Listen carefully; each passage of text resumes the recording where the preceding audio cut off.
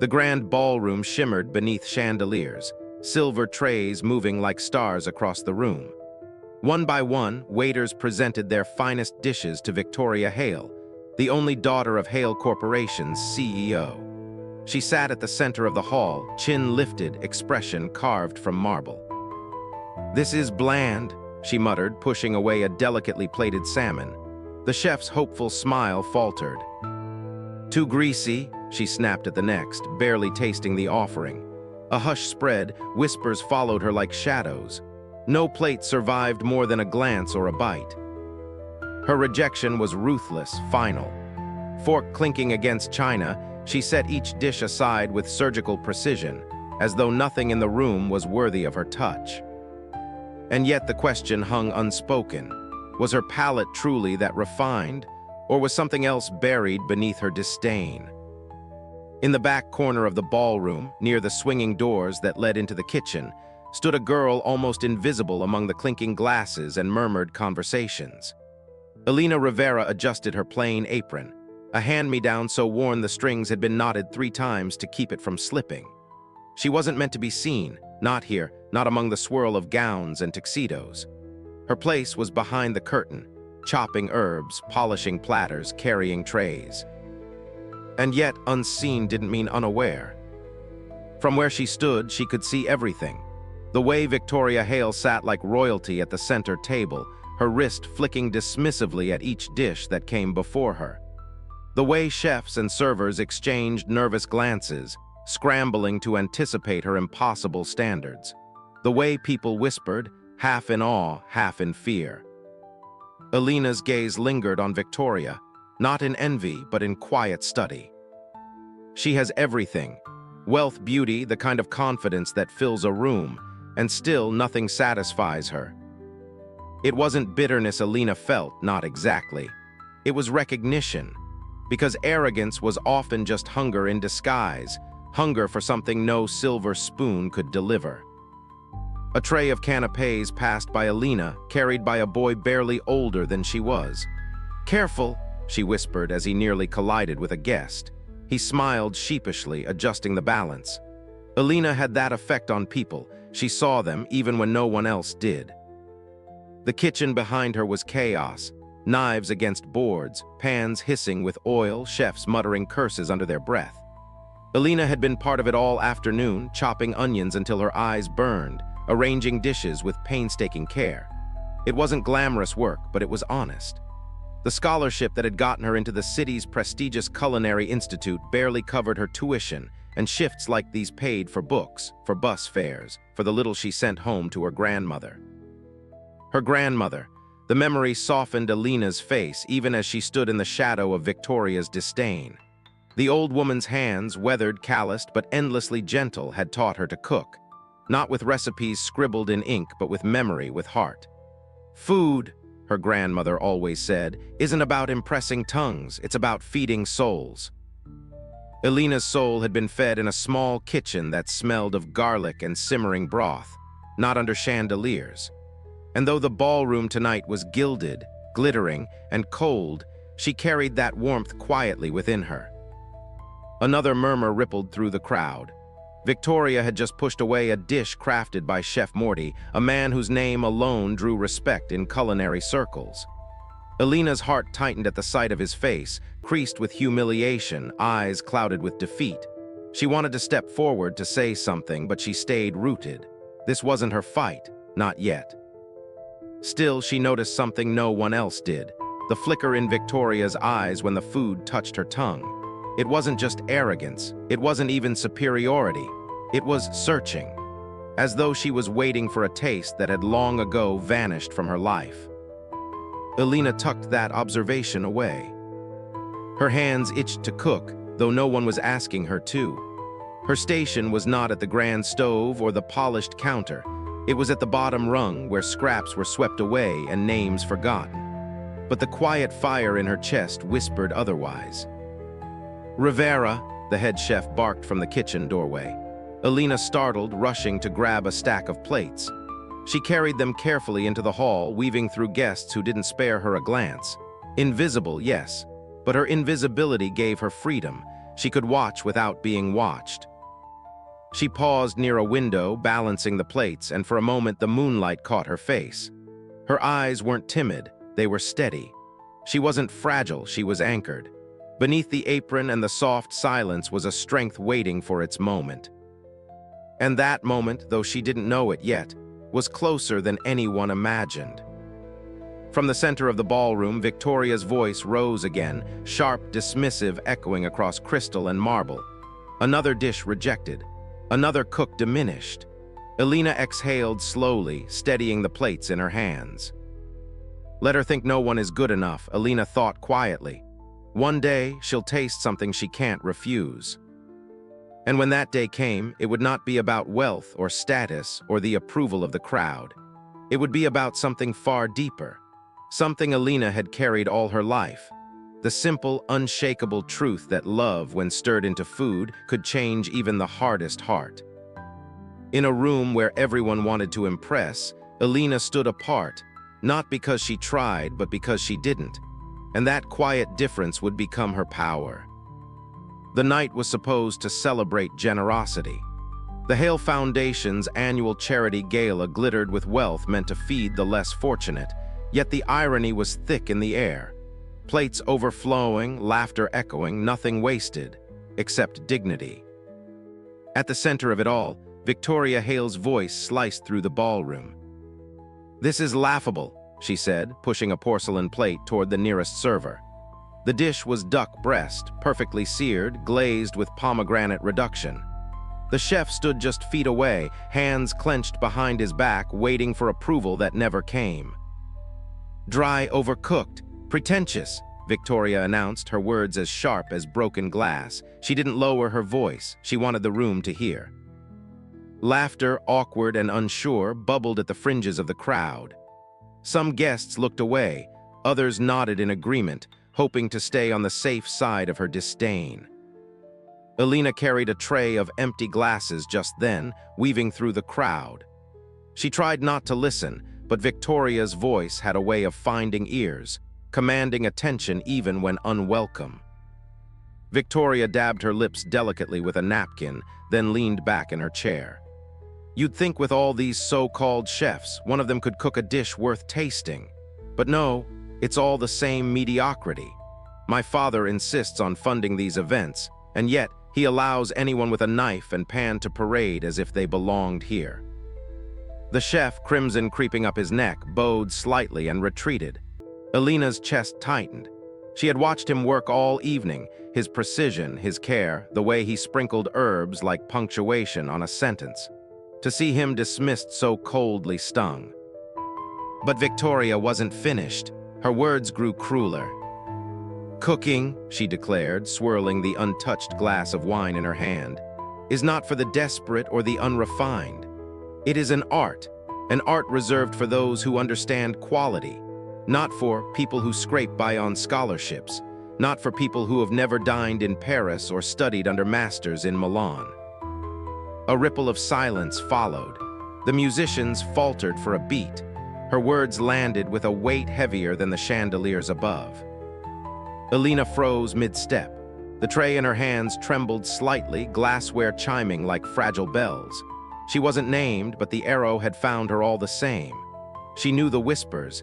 Everyone knew she was a scholarship student. Everyone knew she spent more time in kitchens than classrooms, earning her place with labor, not legacy. "Not for people like me." The thought stabbed sharper than the words themselves. Elena lowered her eyes, trying to steady her breath, but the humiliation pressed against her ribs. It wasn't just arrogance, it was exclusion. A line drawn boldly across the room, the worthy on one side, the invisible on the other. "Victoria," one guest, an older man with silver hair, attempted a gentle rebuke. "Perhaps you're being too harsh. They've worked hard." "Worked hard?"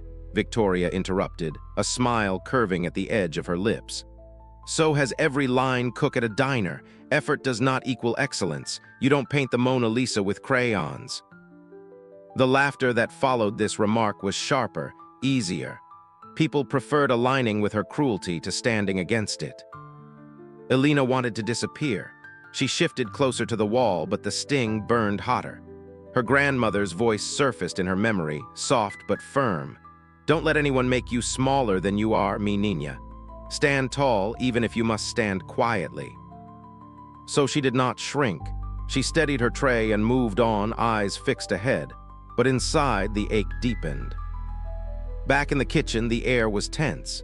Chefs muttered under their breath, their rhythm broken. One of them slammed a pan harder than necessary. Another wiped sweat from his brow, shame heavy in his posture. They had heard every word. "Ungrateful brat," one hissed. "What does she know of cooking?" Another shrugged bitterly. "She knows money, that's enough." Elena set her tray down and quietly helped restack plates.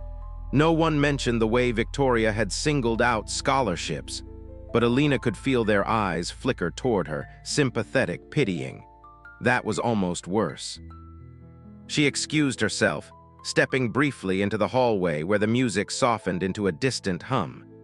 She pressed her palm against the cool marble wall, willing herself to breathe. Her mind replayed Victoria's voice, crisp and cruel, "Not for people who scrape by." Elena whispered to herself, barely audible, "But what if it is?" Her throat tightened, but her eyes remained dry. She would not cry, not for Victoria Hale, not here. Returning to the kitchen, Elena immersed herself in work, chopping, stirring, arranging. Her movements were precise, almost meditative, as though each slice of the knife carved away the sting. Yet beneath the rhythm was a simmering resolve. Victoria's arrogance had done more than humiliate. It had lit something Elena hadn't realized still smoldered. A fire that whispered, "Prove her wrong." Back in the ballroom, Victoria laughed easily, her cruelty already forgotten by her. To her, it was nothing, just words tossed like crumbs. But for Elena, each word had rooted deep, pressing against memory, against pride, against the lessons of a grandmother who taught her that dignity was the richest ingredient of all. And though Elena remained silent for now, she knew silence could be deceiving. It could look like defeat, but it could also be the pause before a storm. Victoria Hale had drawn her line. Elena had felt its sting. But what Victoria did not yet know was that sometimes the most powerful answers rise from the quietest corners. Narration slows, as though peeling back the curtain on two lives moving in opposite directions yet fated to collide. Victoria Hale had been born into abundance. Her earliest memories were of crystal chandeliers, velvet drapes, and dining tables that stretched longer than city blocks. She never knew the sound of an empty stomach, never felt the weight of bills stacked on a counter. Her meals were curated by private chefs, French sauces, imported truffles, dishes whose names sounded like music. At 6, she knew the difference between caviar and roe. At 10, she traveled to Paris not to see the Eiffel Tower, but to taste soufflé at Michelin-starred temples of cuisine. It was not food she consumed, but prestige. Each bite was less about flavor and more about status, a performance to prove she belonged at the very top of a gilded ladder. And somewhere along the way, the memory of food as comfort, food as love, slipped quietly out of her reach. Elena Rivera's memories told another story. Her world was smaller, framed not by chandeliers, but by the warm flicker of a stove flame in her grandmother's modest kitchen. The walls were chipped, the table worn, but there was always the smell of garlic, onions, and simmering broth. Food, for Elena, was never about appearance. It was survival, yes, but also intimacy. A bowl of soup after a long day, tortillas pressed with calloused hands, laughter spilling as steam rose from the pot. Her grandmother taught her not by recipe books, but by touch. "Taste this," she'd say, offering a spoon. "Too salty, add a potato, too bland, whisper in some cumin. Food listens if you're patient." Every dish told a story of resilience. Beans stretched to last a week, leftovers transformed into new meals. Love folded into dough, forgiveness simmered into stew. Elena learned that food could comfort, heal, even restore dignity. Where Victoria's dining table had been a stage, Elena's had been a sanctuary.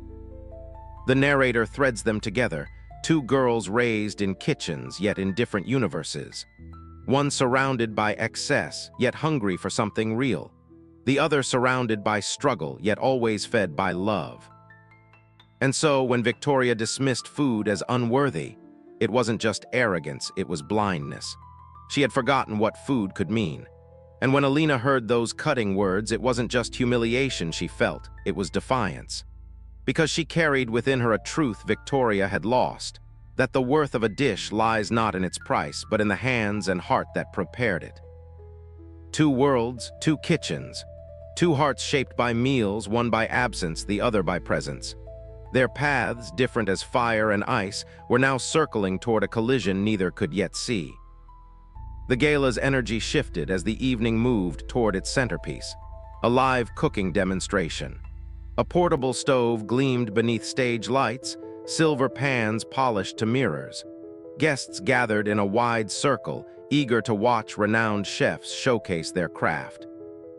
Victoria Hale, draped in emerald silk, sat at the front row, her expression the same as always, half bored, half superior. She had already shredded reputations with her critiques. Now the demonstration promised her yet another stage. Chef Morty stepped forward, bowing slightly. Tonight, we honor tradition and creativity. We will prepare dishes that speak of heritage and innovation. His voice was steady, but his hands betrayed a tremor. Every chef in the room carried the memory of Victoria's dismissals. Alina, stationed discreetly at the side with trays of ingredients, focused on her task, passing herbs, fetching bowls, invisible as always. The first chef plated his dish, a delicate risotto, golden with saffron. The aroma drifted across the room. Polite applause rose, but all eyes turned to Victoria.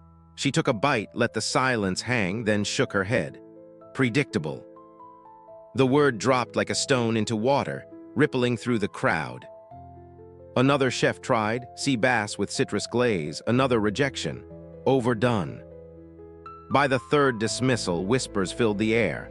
It wasn't just chefs who were nervous. Guests, too, shifted uncomfortably. No one dared confront her. It was then that Victoria's gaze landed on Alina. A spark of mischief or cruelty lit her eyes. She tilted her head, lips curving. "You," she said suddenly, her voice cutting through the hall.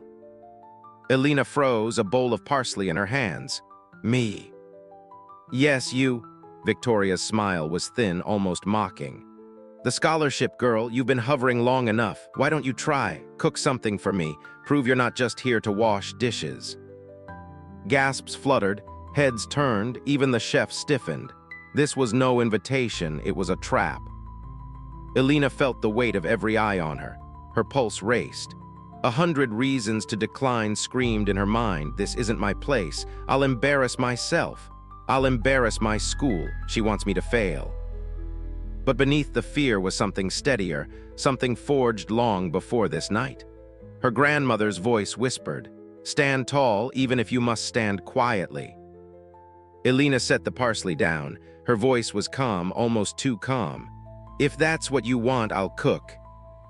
The room hushed. The crowd leaned forward, eager. Some smirked, already predicting disaster. A kitchen helper against the untouchable Victoria Hale, it would be a spectacle at least. Victoria leaned back, satisfaction gleaming in her eyes. She expected nervous fumbling, a quick collapse.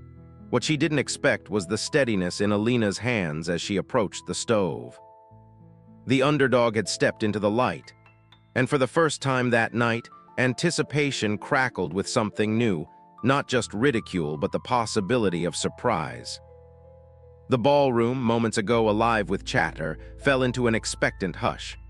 Alina stepped to the stove, her apron still plain, her posture unassuming. The gleam of polished pans reflected her face, serious, steady, yet soft with something no one else in the room carried.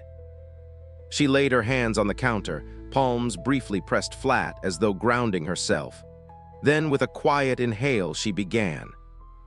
Her fingers reached for onions first, the knife slicing clean. Abuela always started here, she thought. Onions are the beginning of every story. The sting in her eyes was familiar, comforting almost, and she smiled faintly. Olive oil hissed as it met the pan, the sound sharp but steady like applause meant only for her. Elena dropped in the onions, stirring gently, coaxing out sweetness. The aroma drifted across the stage, simple yet disarming. Next came garlic, crushed with the heel of her hand. The sharp scent filled the air, mingling with the onions. For strength, she remembered. Her grandmother's voice echoed in memory. Garlic reminds us even the smallest things carry power. Tomatoes followed, diced with precision, their red juice bleeding into the pan. She stirred slowly, watching them soften, collapse, transform. For resilience, she thought. Because nothing stays whole forever, but that doesn't mean it loses worth. The crowd leaned closer. It wasn't the exotic ingredients they expected. No truffle, no saffron, no imported delicacies, just humble vegetables treated with reverence. She reached for a bundle of herbs tied in twine, parsley, oregano, bay leaf. Her grandmother's garden, small and stubborn, flashed before her eyes. Soil under fingernails, sun-warmed air, laughter carried on the wind. Food listens if you're patient, Abuela had always said. Elena tasted the simmering base, added salt, then a squeeze of lime. The broth brightened instantly. For hope, she whispered in her mind. All the while, the audience watched, entranced. This wasn't showmanship. There were no grand flourishes, no dramatic flames, but there was grace, an intimacy between cook and pan that felt almost sacred. Finally, Elena lowered in beans she had soaked earlier, an ingredient dismissed by some as peasant food. But to her, they were abundance. Each bean carried history, nourishment, quiet dignity. The pot simmered, sending tendrils of steam curling upward, fragrant, inviting. Elena closed her eyes briefly, listening, not to the crowd, but to the gentle bubbling, as if her grandmother's kitchen had come alive in this marble hall. When she opened them again, she plated with care. A simple stew, golden broth shimmering, beans tender, herbs floating like notes of music. Nothing pretentious, nothing false. Only memory, resilience, and love distilled into a bowl. She set it before Victoria with both hands, steady and respectful. No flourish, no speech, just quiet offering. The silence that followed was heavier than any applause. The dish sat before Victoria, steam curling upward like an uninvited secret. The crowd had gone still, every whisper silenced into anticipation.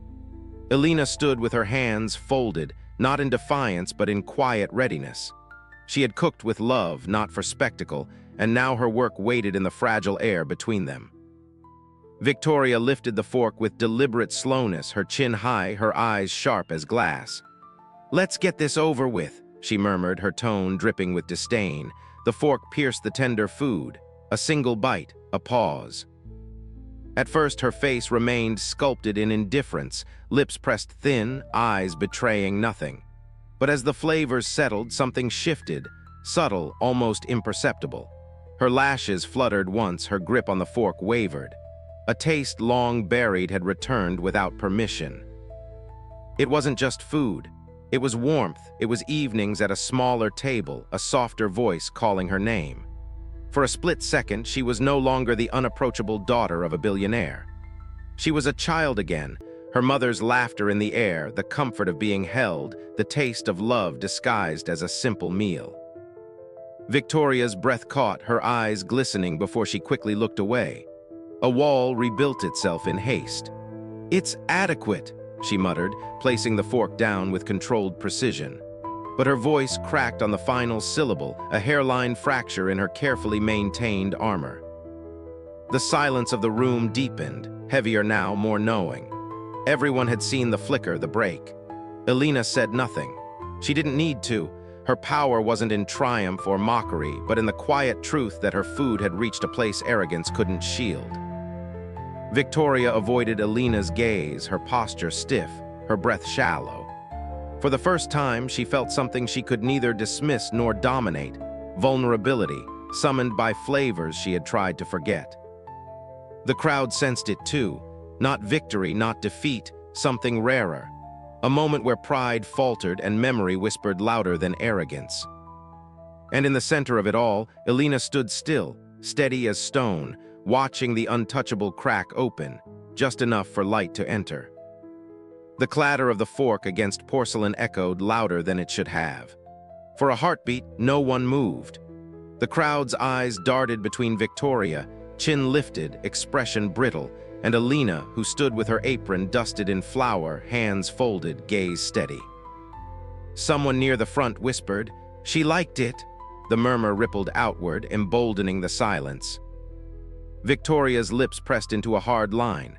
She cleared her throat, reaching for her champagne glass as though the bubbles might wash away the memory she'd just tasted. "Well," she said, her voice sharp but thinner now, "anyone can follow a recipe. It doesn't make her exceptional."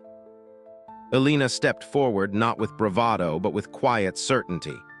"Recipes are instructions," she said gently, her words carrying farther than expected. "But food is more than steps on a page. It holds memory. It carries love that cannot be copied." The room hushed deeper. The words weren't boastful, they were truth, simple and unshaken. Victoria scoffed, forcing a brittle laugh. "Love doesn't belong in a kitchen. Precision does, discipline, status." Alina's eyes softened, though her spine remained straight. "Maybe, but what you tasted wasn't status, Miss Hale. It wasn't prestige. It was someone's heart carried forward through me." She paused, allowing the silence to work for her.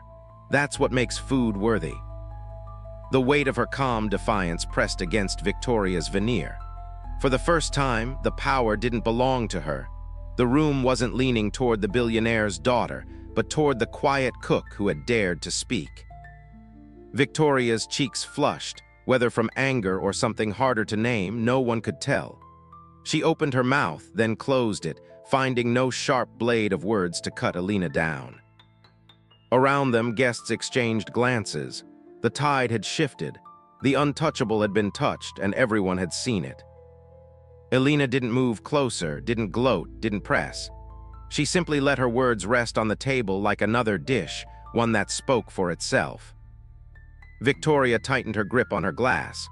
For once, it was not Alina who seemed small beneath the chandelier's light. It was Victoria. Victoria set her glass down with a sharp click, the stem trembling slightly between her fingers. "Enough," she snapped, though her voice wavered at the edges. "Where did you learn this dish?"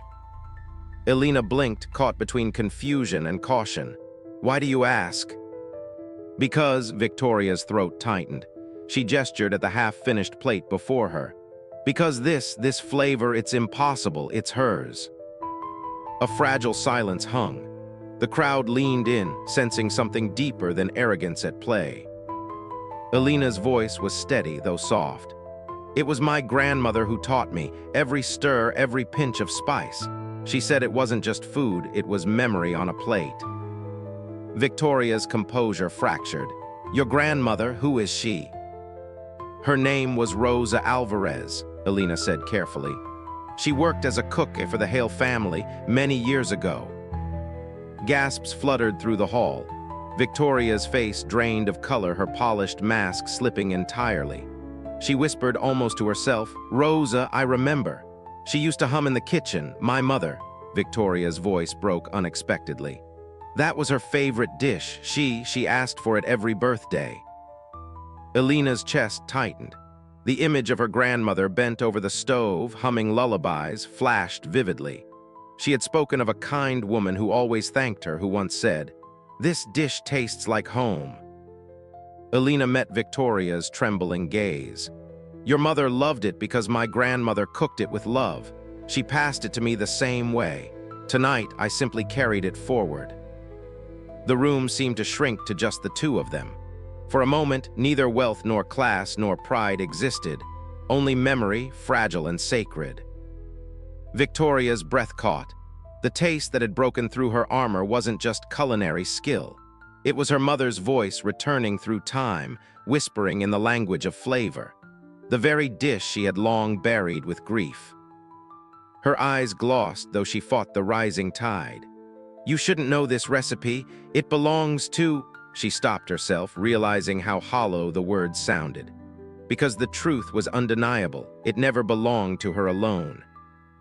Alina bowed her head slightly. It never belonged to me either. It belonged to the love that made it. The crowd held its breath. Some moved to quiet tears. They weren't witnessing a cooking contest anymore. They were witnessing history being unearthed. Two lives bound unknowingly by the same pair of hands, one woman's recipes stitching across generations.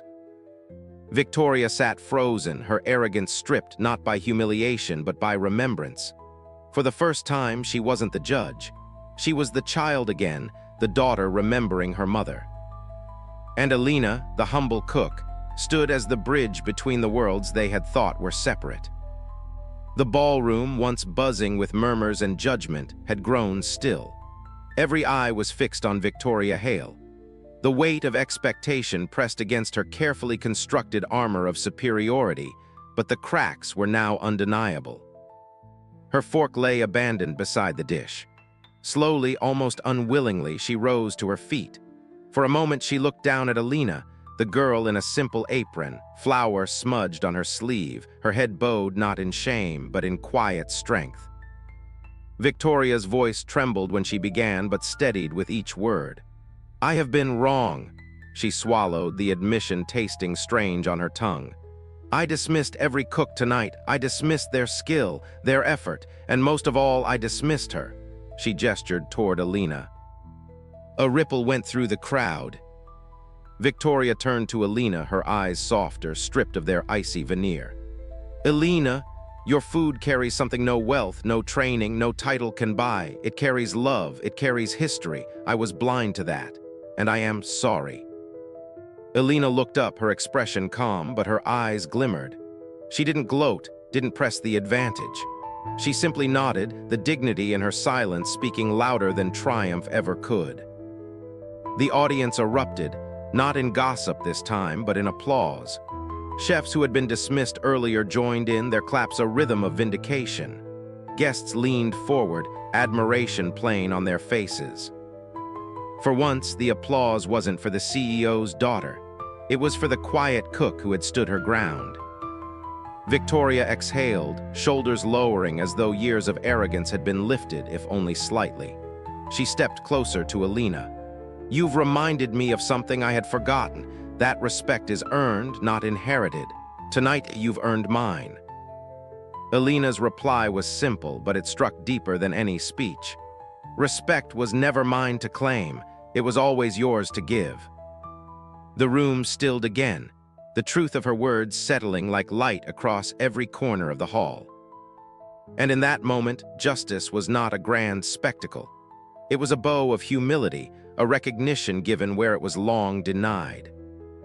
Victoria lowered her gaze, not in defeat, but in the beginning of change. The gala's chatter had softened into the gentle hum of conversation, the crowd drifting into murmurs and distant laughter. Alina and Victoria sat at a small side table, far from the spotlight, plates before them glowing softly in the warm lamplight. Victoria lifted her fork slowly, pausing before tasting. This time there was no pretense, no judgment, only curiosity and an unspoken need. The flavors met her palate and something deep stirred. Memories of her childhood, of evenings with her mother, of laughter and comfort long forgotten, rose quietly like a tide creeping over the shore. This is different," Victoria said, her voice softer than before. She set her fork down and met Alina's eyes.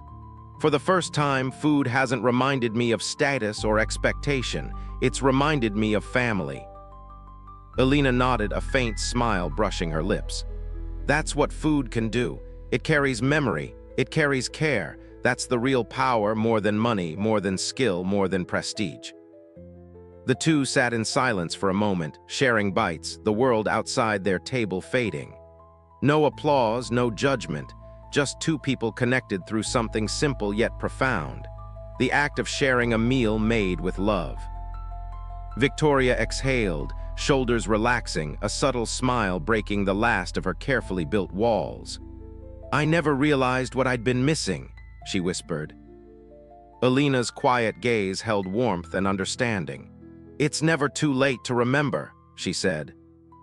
And so they ate, not as student and heiress, not as chef and critic, but as human beings sharing sustenance and story. In that small table by the lamplight, the gap between their worlds felt smaller, bridged not by wealth or fame, but by empathy, memory, and the simple, undeniable truth of a meal prepared with heart. The gala's light softened, leaving a gentle glow over polished floors and scattered bouquets. Elena lingered by the doorway for a moment, watching Victoria return to her circle. Her posture shifted, her eyes quieter, her voice lighter. The narrator's voice rises, calm and reflective. In a room filled with wealth and expectation, it is often the quietest hands that hold the deepest power.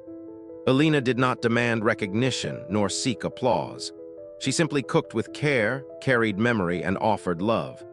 And in that simple act, she revealed what status can never buy: dignity, respect, and truth acknowledged. Elena adjusted her apron, dusted flour from her sleeves, and walked into the night.